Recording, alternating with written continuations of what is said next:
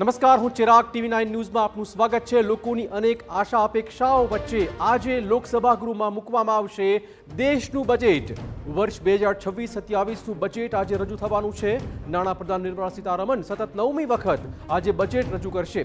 બજેટમાં 5 મહત્વની જાહેરાતની પૂરેપૂરી શક્યતાઓ છે। બજેટમાં મધ્યમ વર્ગ, ખેડૂતો અને વૃદ્ધોને ખાસ રાહતની આશા અપેક્ષાઓ છે।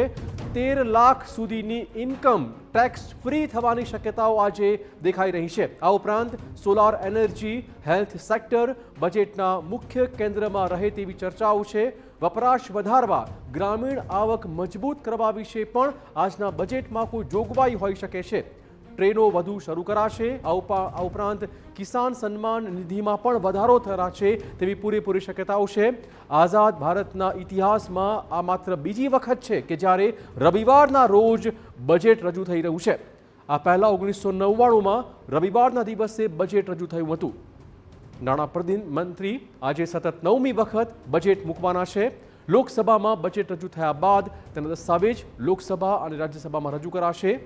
ત્યારે આ વખતે બજેટમાં મધ્યમ વર્ગ, ખેડૂતોને કેન્દ્રમાં રાખીને કેટલીક મહત્વની જાહેરાતો થાય તેવી શક્યતાઓ લાગી રહી છે।